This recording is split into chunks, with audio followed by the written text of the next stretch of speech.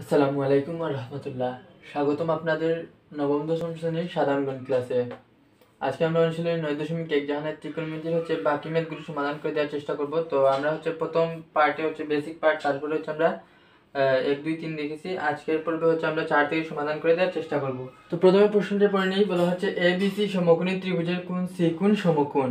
AB = 13 cm, BC = 12 cm এবং ABC অর্থাৎ B কোণের মানটি থিটা দেয়া আছে। sin theta, cos theta, tan theta অর্থাৎ ত্রিকোণমিতিক অনুপাতগুলো বের করতে হবে। তো আমরা ত্রিকোণমিতিক অনুপাত বের করার জন্য প্রথমে আমাদের চিত্র প্রয়োজন, একটা সমকোণী ত্রিভুজ প্রয়োজন। তো আমরা সমকোণী ত্রিভুজের ক্ষেত্রে যদি আমরা ইনফরমেশন দেয়া থাকে তাহলে কিন্তু এই ত্রিকোণমিতিক অনুপাতগুলো সহজেই বের করতে পারি। তাহলে এই যে প্রশ্নটা দেয়া আছে, এই প্রশ্নটার ক্ষেত্রে কিন্তু আমাদের এই যে কোণের মান দেয়া আছে, ত্রিকোণ সমকোণ দেয়া আছে, বাহুর মান দেয়া আছে এবং একটা কোণ দেয়া আছে। তাহলে আমরা সমকোণী ত্রিভুজের বিভিন্ন ইনফরমেশন পেয়ে গেছি। আর যদি ইনফরমেশন পেয়ে যাই তাহলে আমরা সহজেই আমরা ত্রিভুজটা এঁকে নিতে পারবো। তাহলে আমরা ত্রিভুজটা এঁকে নিব। এখন প্রথমে বলা হচ্ছে কোণ C সমকোণ, তার মানে এই কোণটা যেহেতু সমকোণী ত্রিভুজের ক্ষেত্রে, তাহলে এইটা হবে C কোণ। তারপরে বলা হচ্ছে কি যে ABC, তাহলে এটা যদি C হয় তাহলে অবশ্যই যদি আমরা ঘড়ি কাঁটার বিপরীত দিকে দেখি, আমরা যখন স্থাপন করব বিন্দুগুলো, তাহলে এটা হবে A, এটা হবে B। আবার ABC অর্থাৎ B কোণের পরিমাণ কি থিটা আছে, তাহলে আমাদের কি দেয়া আছে, এই কোণটা আমাদের থিটা আছে। তারপরে আমাদের কাজ কি, এখন আমরা বাহুর মান বসানো লাগবে। দেখেন এই জায়গায় বলা হচ্ছে AB = 13 cm, তাহলে এইটা হবে 13 cm। BC কত দেয়া আছে, 12 cm, আমরা BC 12 cm। তাহলে আমরা C এটা জানি না। আচ্ছা, এখন আমরা ত্রিকোণমিতিক অনুপাত জানবো। তো এই অনুপাত জানার ক্ষেত্রে আমাদের কি আছে, sin theta, cos theta, tan theta. তাহলে আমরা দেখেন এটা অতিভুজ হবে, আর যেটা কোণের সাথে যেটা অতিভুজের অপর যে বাহু বা সন্নিহিত বাহু বলতে পারি সেটা, অথবা ভূমি বলতে পারি। তাহলে ভূমিও দেওয়া আছে, অতিভুজও দেওয়া আছে, কিন্তু একটা জিনিস মিসিং, সেটা আমাদের লম্ব দেওয়া নেই। তাহলে আমরা প্রথমেই কাজ কি, আমরা প্রথমেই আমরা লম্বটা বের করে নিব। তো আপনাদের প্রথমেই দেওয়া লাগবে কি, আপনাদের দেওয়া আছে যে যে অংশটুকু, সেই অংশগুলো আমাদের লিখতে হবে। দেওয়া আছে,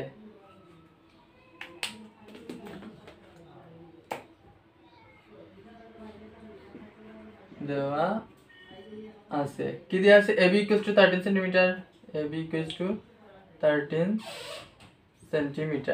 তারপরে আবার কি আছে, BC দেওয়া আছে 12 cm। আমাদের দুইটা কাজ শেষ। এখন আমরা CA জানি না, CA কি লম্ব, তাহলে আমরা জানি কি CA = what, তাহলে আমরা লিখতে পারি কি অতিভুজ স্কয়ার আমরা জানি অতিভুজ স্কয়ার ভূমি স্কয়ার প্লাস লম্ব স্কয়ার, ভূমি স্কয়ার প্লাস লম্ব স্কয়ার। এটা আমরা এইটা জানি যে অতিভুজের সূত্র থেকে আমরা ভূমি লম্ব বের করতে পারি। দেখেন এটা আমাদের ভূমি, যেহেতু 12 কোণের সাথে দেয়া আছে, তাহলে এটা ভূমি, এটা অতিভুজ। আমরা লম্বটা জানি না, তাহলে আমরা লম্বটা বের করতে হবে। তাহলে আমরা ইকুয়ালস লিখতে পারি কি, বা লম্ব স্কয়ার। এই লম্বটা জায়গায় রেখে দিলাম, লম্ব স্কয়ার। আর ভূমিটা বাম দিকে চলে আসবে, তো বাম দিকে চলে আসলে অতিভুজ মাইনাস ভূমি স্কয়ার, অতিভুজ স্কয়ার মাইনাস অতিভুজ স্কয়ার মাইনাস ভূমি স্কয়ার।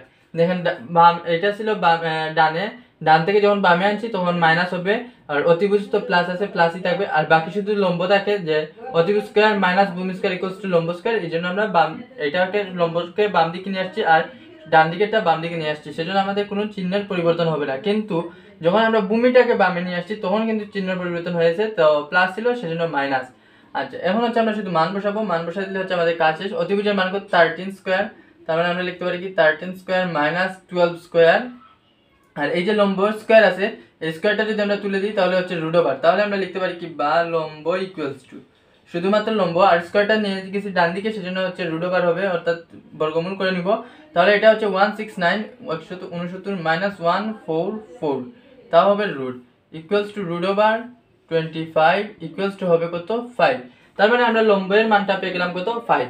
আমরা লিখতে পারি লম্ব = 5। আচ্ছা, আমাদের লম্বের কাজ শেষ। এখন আমাদের কি করতে হবে, এই ত্রিকোণমিতিক অনুপাতগুলো বের করতে হবে।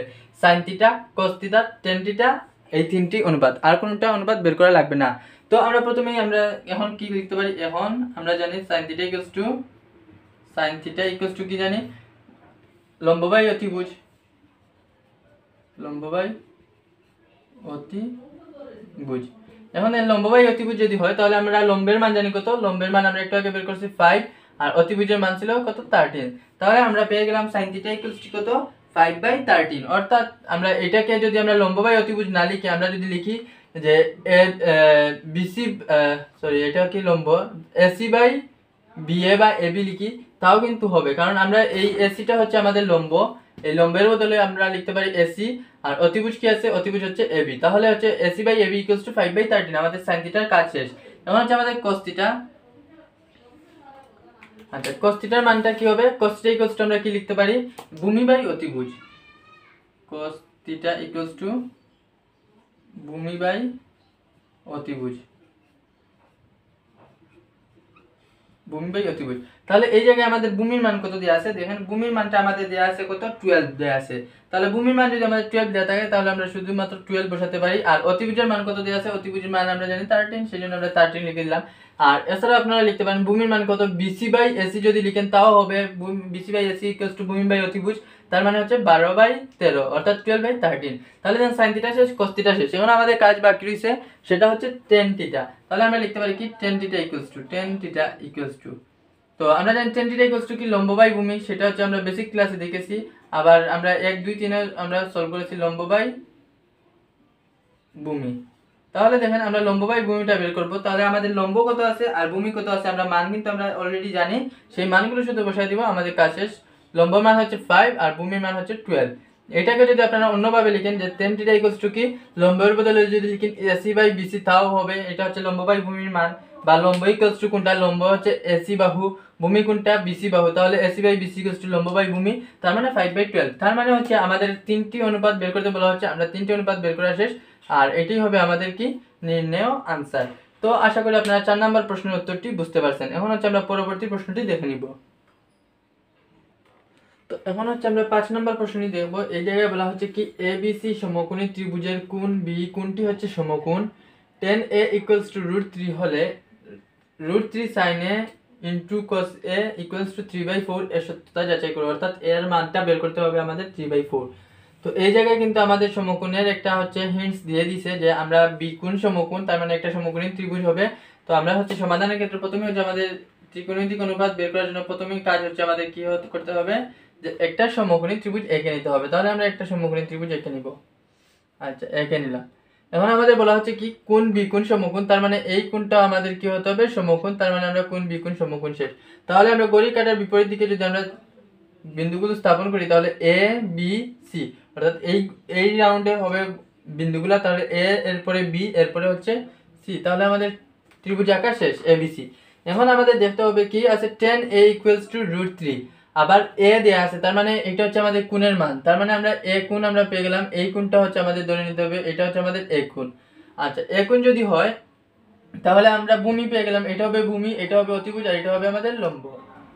তো ভূমি অতিভুজ আর লম্ব থাকলে হচ্ছে আমরা বের করতে হবে আমাদের কি, বাহুর মান। দেখুন tan এর মান দেওয়া আছে √3, তাহলে আমরা কিভাবে বাহুর মান বের করব সেটাই আমরা দেখে নিব। তো আমরা জানি কি, tan a ইকুয়ালস টু আমরা জানি কি, tan থিটার সূত্র আমরা জানি লম্ব বাই ভূমি, তাহলে আমরা লিখতে পারি লম্ব বাই ভূমি। এখন দেখেন এই জায়গায় লম্ব কোনটা আছে, আমাদের কোণের বিপরীত বাহু হচ্ছে লম্ব, তাহলে এটা হচ্ছে লম্ব, লম্বর মান হচ্ছে কি, বিসি। আর ভূমি কোণটা যেটা হচ্ছে কোণের সাথে থাকে এবি, তাহলে এবি হচ্ছে আমাদের কোণের মান এবি। এখন দেখেন tan এর মানটা কত দেওয়া আছে, tan এর মান দেওয়া আছে √3। তো √3 কে আমরা √3 লিখলাম, এই √3 কে আবার লিখা যায় কি, √3/1, কারণ মনে মনে সব সংখ্যার নিচে কিন্তু মনে মনে 1 আছে। তাহলে এই জায়গা থেকে আমরা কিন্তু দুইটা মান পেয়ে যাচ্ছি, যে এটা একটা হচ্ছে বিসির মান হচ্ছে √3 আর এবির মান হচ্ছে 1। তাহলে আমরা লিখতে পারি কি, সুতরাং বিসি ইকুয়ালস টু √3 আর এবি ইকুয়ালস টু 1। কারণ কি, বিসি উপরে আছে, তাহলে উপরের মানটা কি হবে, √3, যেহেতু আমরা জানি লম্ব বাই ভূমি, লম্বের মান হচ্ছে √3 আর ভূমির মান হচ্ছে ভূমির মান হচ্ছে 1। তাহলে আমরা লম্ব ধরছিলাম কোনটা, বিসি, আর যেহেতু আমরা চিত্র থেকে আমরা লম্বর মানটা পাই বিসি, তাহলে বিসির মান হবে কি, √3, আর ভূমি ছিল আমাদের এবি কোণের সাথে যেটা, তাহলে এবি এর মানটা কত হবে, 1। তাহলে দেখুন আমরা বিসির মান পেয়ে গেলাম, এবি এর মানও পেয়ে গেলাম। তাহলে আমরা দেখেন আমরা লম্ব আর ভূমির মান জানি, তো লম্বর মান কত, √3, তাহলে ভূমি অর্থাৎ এবি এর মান যেটা আমরা ভূমি এবি ইকুয়ালস আমরা 1 পেয়েছি, তাহলে এবি এর মান আমরা লিখতে পারি 1। এখন দেখেন এই জায়গা থেকে আমরা অতিভুজটা শুধু জানি না, তাহলে অতিভুজটা আমরা কি পিথাগোরাসের সূত্রের মাধ্যমে বের করতে পারবো। তো অতিভুজ ভূমি স্কয়ার কত, ভূমির মান কত 1, তার মানে আমরা লিখতে পারি 1 স্কয়ার প্লাস লম্বের মান কত, √3, তার মানে √3 স্কয়ার। তারপরে অতিভুজ স্কয়ার আছে, তো অতিভুজ স্কয়ারটা আমরা তুলে দিব, সেজন্য শুধুমাত্র অতিভুজ আসবে, অতিভুজ আসবে, স্কোয়ারটা এদিকে ডান দিকে হচ্ছে নিয়ে গেলাম, রুট হবে। তাহলে এটা যোগফল করলে কত হবে আসবে যে 1 আর √3 এর উপর স্কোয়ার মানে হচ্ছে 3, তার মানে 4 √4 = 2। তার মানে অতিভুজের মানটা আমরা পেয়ে গেলাম কত 2। তাহলে দেখুন আমরা সবগুলোর মান জানি, অতিভুজ জানি, লম্ব জানি, ভূমি জানি। এখন আমাদের কি করতে হবে, বাম পক্ষের যে মানগুলো আছে সেই মানগুলো আমরা বের করে নিব প্রথমে। তাহলে sin এর মানটা আমরা বের করতে হবে। তাহলে আমরা জানি কি sin a = কি লম্ব বাই অতিভুজ, লম্ব বাই অতিভুজ। তো লম্ব বাই অতিভুজ লম্বের মান কত আমরা জানি, লম্বের মান হচ্ছে √3, তাহলে আমরা লিখলাম √3 লম্ব, আর অতিভুজের মান কত আছে 2, সেজন্য লিখলাম অতিভুজের মান 2। তাহলে দেন sin এর মান শেষ। এখন আমাদের cos এর মান বের করতে হবে। cos a = cos a আমরা জানি কি ভূমি বাই অতিভুজ, তো আমরা লিখলাম কি ভূমি বাই অতিভুজ। তো ভূমি বাই অতিভুজ লেখা শেষ। এখন আমাদের মান বের করতে হবে। ভূমির মান কত জানি 1 আমরা বের করছি, আর অতিভুজের মান হচ্ছে 2, সেটা আমরা বের করে নিলাম। তাহলে দেখুন sin এর cos এর মান শেষ। তাহলে আমাদের কাজ কি, এখন হচ্ছে বাম পক্ষ আর ডান পক্ষ, আর বাম পক্ষ ডান পক্ষের মাধ্যমে এটা হচ্ছে এই অংশ থেকে আসছে, বাম পক্ষ আর ডান পক্ষ এখন বের করতে হবে। তো আমরা কি করতে পারি, প্রদত্ত রাশি দিয়ে হচ্ছে আমরা বাম পক্ষ ডান পক্ষ করে নিতে পারি। তো আমরা হচ্ছে এই লাইনের পর আসবে এই জায়গায়। তো আমাদের কি আছে, প্রদত্ত রাশি কি √3 sin a cos a। তাহলে আমরা প্রথমে কি করতে পারি, বাম পক্ষ হিসেবে করতে পারি। বাম পক্ষ কি দেয়া আছে, বাম পক্ষ দেয়া আছে √3, আচ্ছা এটা হচ্ছে সম্পূর্ণ এই, এরপরে এই লাইনের পর হচ্ছে এই লাইনে আসবে, তারপরে হচ্ছে এই লাইনে। আচ্ছা বাম পক্ষ √3 sin a cos a, আচ্ছা sin a আচ্ছা ইনটু লেখা লাগবে না, শুধুমাত্র cos a লিখে দিলেই বোঝানো হবে যে গুণ। এখন দেখুন এই জায়গা ক্ষেত্রে হচ্ছে আমরা √3 তো আর কোনো মান বের করা লাগবে না, sin এর মান আমরা জানি, সেজন্য এটা গুণ আছে। তো sin এর মান কি √3/2, তাহলে আমরা লিখলাম √3/2 ইনটু cos এর মান কত হাফ, আমরা লিখলাম 1/2। এখন যদি আমরা গুণ করি তাহলে হচ্ছে 2 আর 2 গুণ করলে 4, আর √3 আর √3 গুণ করলে হচ্ছে 3। যেমন ধরেন এটা আমরা যদি রাফ করি, যেমন কোন জায়গায়, আচ্ছা এই জায়গায় করে নেই, √3 ইনটু √3 মানে হচ্ছে √3 তার উপর হচ্ছে স্কোয়ার। এটা হচ্ছে আমরা 6, 7, 8 করে আসছি, স্কোয়ারে আর রুটে কাটা যায়, তার মানে হচ্ছে 3। তাহলে দেখেন আমরা √3 ইনটু √3 আমরা লিখতে পারি কি 3। তার মানে দেখেন আমরা গুণ করার পর আমরা যে রেজাল্টটা পাইছি সেই রেজাল্টটা হচ্ছে 3/4, আর আমাদের ডান পক্ষে দেওয়া আছে 3/4 ইকুয়ালস আমরা লিখতে পারি কি ডান পক্ষ। এখন দেখেন আমরা যেহেতু বাম পক্ষ ইকুয়ালস টু ডান পক্ষ, আর আমাদের বলা হচ্ছে সত্যতা যাচাই করো, তাহলে আমরা যেহেতু বাম পক্ষ সমান মান আমরা ডান পক্ষে পাইছি যেটা হচ্ছে দেয়া ছিল, তার মানে আমরা বলতে পারি কি এটা সত্যতা ঠিক আছে, বা এই প্রবাদটা ঠিক আছে। আর যেহেতু বলা হচ্ছে সত্যতা যাচাই করা হলো, যাচাই করো, তাহলে আমরা লিখতে হবে সত্যতা যাচাই করা হলো, যাচাই করা হলো। তাহলে দেখুন আমাদের কাজ শেষ, আমরা সত্যতা যাচাই করে নিয়েছি, তার মানে এই অংশটুকুই হবে আমাদের নির্ণয় আনসার। তাহলে আশা করি আপনারা 5 নাম্বার প্রশ্নের উত্তরটি বুঝতে পারছেন। এখন হচ্ছে আমরা পরবর্তী প্রশ্নটি দেখে নিব। তো এখন হচ্ছে আমরা 6 নাম্বার প্রশ্নটি দেখব। এই প্রশ্নে বলা হচ্ছে প্রমাণ করতে হবে। তো এই জায়গায় হচ্ছে 3টি প্রশ্ন আছে, ক, খ এবং ঘ নাম্বার প্রশ্ন, অর্থাৎ 3টা প্রশ্ন আছে, প্রমাণ করতে হবে। তো এইসব প্রমাণের ক্ষেত্রে প্রথমে হচ্ছে আমরা 6 এর ক নাম্বারটা দেখব। বলা হচ্ছে 1/sec² a + 1/cosec² a = 1। তো এইসব প্রমাণের ক্ষেত্রে আমরা প্রথমেই দেখব যে আমাদের কোন অনুপাতটি দেয়া আছে, আবার 2 নাম্বার স্টেপ দেখব যে স্কোয়ার আকারে দেয়া আছে কিনা। তাহলে আমরা সহজেই প্রশ্ন সলভ করতে পারবো। এই দুইটা স্টেপ থাকলে কিন্তু সহজেই সলভ করা যায়। তো প্রথমে হচ্ছে আমরা দেখব যে অনুপাত কোনটা দেয়া আছে, sin cos এ দেয়া আছে না অন্য অনুপাতে। দেখেন এই জায়গার ক্ষেত্রে প্রথমে ক নাম্বার প্রশ্নের ক্ষেত্রে দেখি আমরা sin cos এ দেয়া নাই, তার উপর আছে স্কোয়ার দেয়া। তাহলে দেখেন sin cos এ বা স্কোয়ারে দেয়া থাকলে, sin cos না থাকলে আবার স্কোয়ারে দেয়া থাকলে আমরা কি করতে হবে, প্রথমেই sin cos এ রূপান্তর করতে হবে। তাহলে দেখেন এই জায়গার ক্ষেত্রে কিন্তু আমরা sin cos এ রূপান্তর করতে পারি, কারণ কি যে cos এর বিপরীত হচ্ছে sec, আবার cosec এর বিপরীত হচ্ছে sin। তাহলে আমরা এই জায়গা থেকে আমরা কিন্তু সহজেই cos sin থেকে হচ্ছে আমরা চেঞ্জ করতে পারি, রূপান্তর করতে পারি, বা sin cos এ আমরা নিয়ে আসতে পারি। যখনই আপনারা sin cos এ নিয়ে আসতে পারবেন তখনই কিন্তু সহজেই সমাধান করা সম্ভব। তাহলে আমরা প্রথমে কি করব, বাম পক্ষ লিখে দিব, বাম পক্ষ। তো আমাদের যেহেতু বলছি দুইটা স্টেপ দেখার জন্য, প্রথমে দেখো sin cos ছাড়া অন্য কোনো অনুপাত আছে কিনা।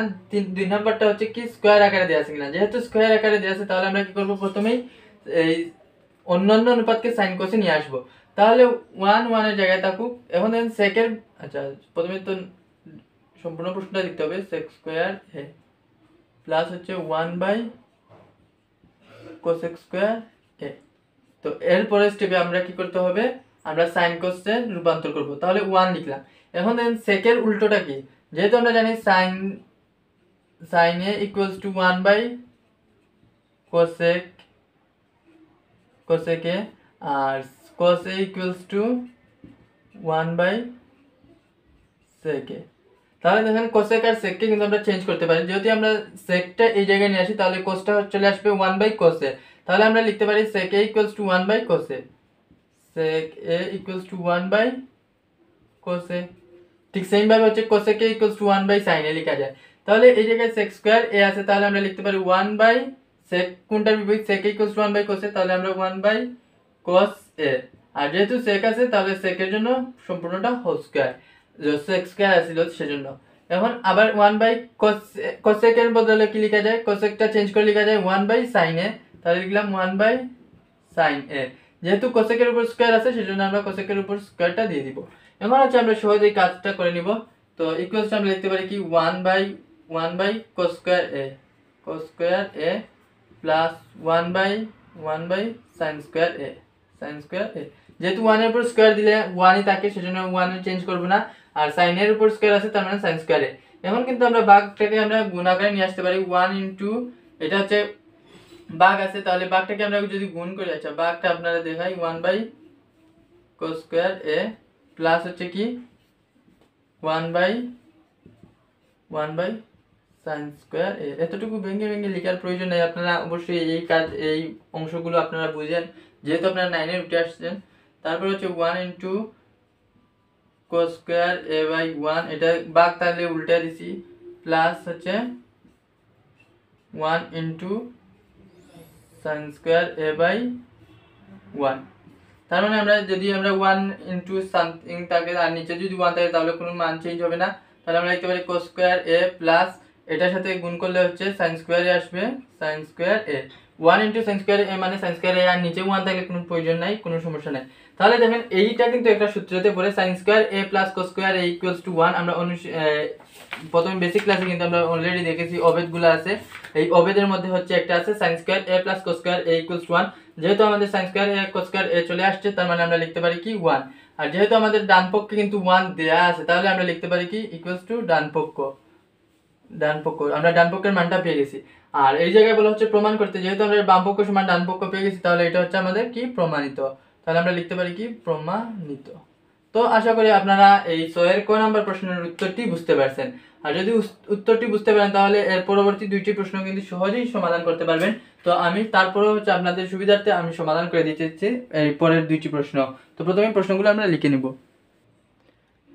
তো এখন হচ্ছে ক নাম্বার প্রশ্নের ক্ষেত্রে আমরা দেখতে পাচ্ছি কি আছে 1 by cos square a minus 1 by cot square a equals to 1।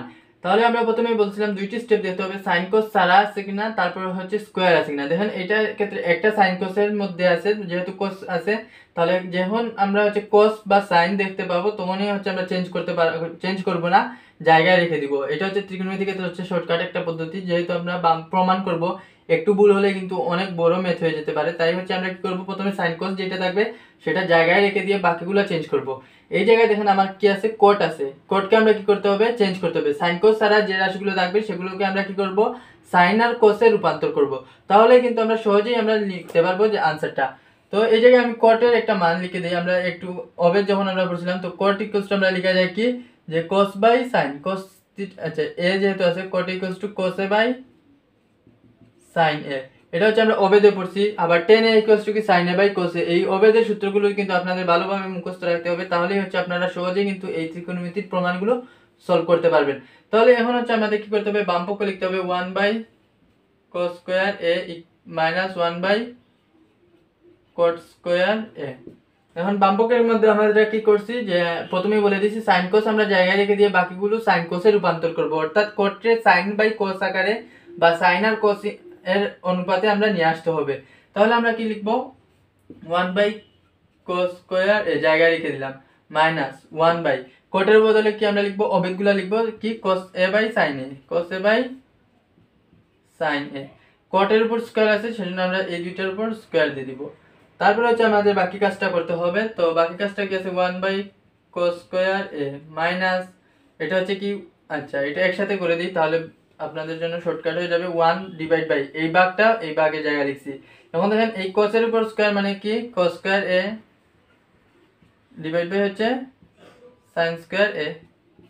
আচ্ছা এখন হচ্ছে আমাদের বাকি কাজটা করব 1 by cos square A minus 1 এর জায়গায় রাখি, তারপর ইনটু হচ্ছে কি এই ইনটু থাকলে কি হবে বিপরীত হয়ে যাবে, অর্থাৎ উল্টে যাবে, তখন সাইনটা উপরে আসবে আর কোসটা হচ্ছে নিচে চলে আসবে, sine square A by cos square A. উপরেটা নিচে, যেহেতু আমরা গুণ করতেছি, গুণ করলে বাঘটা উল্টে যাবে, যেই অংশটুকু থাকবে সেটা উপরেটা নিচে আর নিচেটা উপরে আসবে। তো আমরা হচ্ছে 1 বাই কোস স্কোয়ার এ জায়গায় ছিল, জায়গায় থাকবে, তো এই জায়গায় হচ্ছে গুণ করলে আমরা কি পাবো sine square A by cos square A.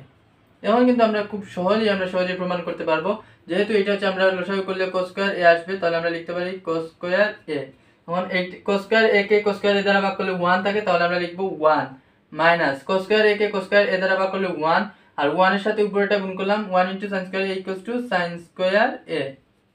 তো এখন দেখেন এই জায়গায় ক্ষেত্রে 1 মাইনাস সাইন স্কোয়ার এ, আমরা জানি কি sign square A plus cos square A equals to 1, যেহেতু 1 মাইনাস সাইন স্কোয়ার এ আসছে, তার মানে আমরা কিসের মানটা আসে, তো আমরা যদি এই জায়গা থেকে লিখতে পারি কোস স্কোয়ার এ ইকুয়ালস টু এই সাইন স্কোয়ার এ কিন্তু প্লাস ছিল, ডান দিকে গেলে কি হবে 1 মাইনাস সাইন স্কোয়ার এ, তাহলে 1 মাইনাস সাইন স্কোয়ার এর মানটা আমরা পেয়ে গেলাম কত, 1 মাইনাস সাইন স্কোয়ার এর মানটা হচ্ছে কোস স্কোয়ার এ, তাহলে আমরা লিখতে পারি 1 মাইনাস সাইন স্কোয়ার এ চেঞ্জ করে কোস স্কোয়ার এ, নিচে কিন্তু কোস স্কোয়ার এ ছিল, তো আমরা কোস স্কোয়ার এ লিখে দিলাম। তো আপনাদের প্রথমেই বলে রাখবো যে বেসিক পার্ট যে সূত্রগুলো যে অবেদগুলো দেখানো হয়েছে সেই অবেদগুলো কিন্তু ভালোভাবে মুখস্থ করতে হবে, তাহলে কিন্তু এই প্রমাণগুলো 2 মিনিট বা 1 মিনিট লাগবে সর্বোচ্চ প্রমাণ করতে। তাহলে দেখেন এই জায়গায় কোস স্কোয়ার এ আর কোস স্কোয়ার এ দুইটাই সেম, তাহলে কাটাকাটি করলে হচ্ছে কত থাকে, শুধুমাত্র 1 বাকি থাকে, আর 1টা হচ্ছে আমাদের ডান পক্ষে ছিল, সেজন্য আমরা লিখতে পারি কি ডান পক্ষ। আর যেহেতু আমাদের প্রমাণ করতে বলা হচ্ছে, আমাদের প্রমাণ কিন্তু অলরেডি করে নিয়েছি, তাহলে এটা লিখতে পারি কি প্রমাণিত। তো আশা করি আপনারা এই 6 নম্বর প্রশ্নের উত্তরটি বুঝতে পারছেন। তো যদি বুঝে থাকেন, তো আমরা এখন হচ্ছে পরবর্তী প্রশ্নটি দেখে নিব। তো এখন হচ্ছে আমরা 6 নম্বর প্রশ্নটি দেখবো। 6 নম্বর প্রশ্ন বলা হচ্ছে কি 1 by sine square A minus 1 by tan square A equals to 1। এই প্রশ্নটি আপনাদের জন্য হোমওয়ার্ক হিসেবে দিতাম, কিন্তু অনেকেই আছে আবার প্রশ্ন করে লসাগু গোসাগু কেমনে হয়, কিংবা হচ্ছে এই প্রশ্নের উত্তরটি কেন করে দিলাম না, এরকম অনেকেই প্রশ্ন করে কমেন্টে জানায়। তো এটা যারা যারা হচ্ছে এর আগের প্রশ্নটি বুঝতে পারছেন, তারা হচ্ছে না দেখেই আশা করি আপনারা করতে পারবেন এবং হোমওয়ার্কটা সাবমিট করে দিবেন। আর যারা হচ্ছে এখনো আপনারা যে সবগুলো ম্যাথের সমাধান চান, তাদের জন্যই হচ্ছে এই ম্যাথটি। তো এই ম্যাথ হচ্ছে ঠিক আগের মতোই, শুধু আমরা হচ্ছে এই জায়গায় টেন এর বদলে হচ্ছে টেন আর সাইন, আগে ছিল কোস আর কট। তো আমরা জানি কি সাইনের যে আমরা সাইন আর কোস এর আগেও বলে রাখছি, সাইন আর কোস হলে আমরা চেঞ্জ করবো না, জায়গায় রেখে দিব, আর শুধু সাইন আর কোস ব্যতীত যেগুলো আছে সেগুলো সাইন আর কোসের ট্রান্সফার করবো বা রূপান্তর করবো। তো বামপক্ষে আমরা বামপক্ষটা লিখে দিই 1 by sine square A minus 1 by tan square A. এখন দেখেন 10 কে আমরা কি লিখতে পারি, আমরা অবেদে জানি যে 10 এ ইকুয়ালস টু কি sine A by cos a, sine A by, এটা স্পিডে একটু করে দিতেছি কারণ অনেক সময় লেগে যাবে, sine A by cos a. তাহলে আমরা এই 10টাকে আমরা sine A by cos a তে রূপান্তর করব, বাদ দিতে হবে না, 1 by sine square A minus এই 10টাকে আমরা চেঞ্জ করব সাইন আর কোস এর মাধ্যমে, তাহলে sine theta by sine A by cos A, এই দুই সাইন আর কোস এর মাধ্যমে আমরা কিন্তু রূপান্তর শেষ। এখন হচ্ছে আমরা কি করব, এটাকে আমরা সাইন আর কোসটা জায়গায় রেখে দিয়ে এইগুলা বাকিগুলো হচ্ছে ভাগ করে দিব, মাইনাস 1 ভাগ হচ্ছে এটা যদি আমরা ভাগ করি তাহলে হচ্ছে লিখতে পারি sine square A by cos square A. এখন হচ্ছে এই ভাগটাকে আমরা গুণ করে দিব, তাহলে লিখতে পারি 1 by sine a minus 1 into, এটা যেহেতু গুণ না নিয়ে আসছি তাহলে হচ্ছে উপরে আসবে কোস স্কয়ার এ, আচ্ছা এটা সাইন এ না সাইন স্কয়ার এ হবে, সাইন স্কয়ার এ, তো cos square A divide by হচ্ছে কি হবে সাইন স্কয়ার এ। তো এটা যদি আমরা গুণ করে দিই তারপর হচ্ছে আমরা পেয়ে যাব 1 by sine square A minus, এটা যদি গুণ করি তাহলে হচ্ছে cos square A divide by sine square A, cos square A divide by sine square A. এখন হচ্ছে আমরা লসাগু করব ঠিক আগের নিয়মে, সাইন স্কয়ার এ হচ্ছে আমাদের লসাগুতে যাবে, সাইন স্কয়ার এ লসাগু, আমাদের sign square A R sign square এ যদি আমরা ভাগ করি তাহলে 1 আসে থাকে, তো এটা হচ্ছে লসাগুর ক্ষেত্রে, যেটা হচ্ছে আমরা জানি লসাগু যেরকম করা হয় ঠিক সেমটাই হচ্ছে সাইন আর কোসে হচ্ছে আমরা লসাগুর মতো নিচে আমরা হর হিসেবে থাকবে, হরগুলো লসাগু নিলাম, তারপরে হচ্ছে হর দ্বারা এই হরের ভাগ করব, তার মানে 1 আসছে, সেম রাশি দ্বারা ভাগ করলে 1 আসে, 1 ইনটু 1 ইকুয়ালস টু 1 মাইনাস এটা দ্বারা এটা ভাগ করলে 1 এর সাথে কোস গুণ করলে হচ্ছে কোস স্কয়ার এ। এখন দেখেন আমরা জানি একটু আগে জানি sign square A plus cos square A equals to 1। এখন আমাদের কি আছে 1 মাইনাস কোস স্কয়ার এ, এই মানটা কোন জায়গা থেকে আসছে সেটা আমরা দেব, বা সাইন স্কয়ার এ যদি লিখি তার মানে এই কোসটা হচ্ছে প্লাস ছিল, ডান দিকে গেলে হচ্ছে -1 মাইনাস কোস স্কয়ার এ। তাহলে দেখুন 1 মাইনাস কস স্কয়ার এ 1 মাইনাস কস স্কয়ার এ এর মানটা পেয়েছি কি sin স্কয়ার এ। তাহলে আমরা লিখতে পারি কি sin square A divide by sin square A. আর যেহেতু দুইটা সমান রাশি আছে ভাগ করলে হচ্ছে 1 আসবে, আর আমাদের ডান পক্ষে ছিল 1, সেজন্য আমরা লিখতে পারি কি ডান পক্ষ। আর যেহেতু আমরা বাম পক্ষ সমান ডান পক্ষ পেয়ে গেছি, তাহলে আর আমাদের বলা হচ্ছিল প্রমাণ করতে, আমরা কিন্তু প্রমাণ করে ফেললাম। তাহলে আমরা লিখতে হবে কি প্রমাণিত। তো আশা করি আপনারা 6 এর ক খ গ এই তিনটি প্রশ্নের উত্তরটি বুঝতে পারছেন। তো পরবর্তী ক্লাসে হচ্ছে আমরা 7 থেকে সমাধান করে দেওয়ার চেষ্টা করব। আজকে এই পর্যন্তই। আসসালামু আলাইকুম।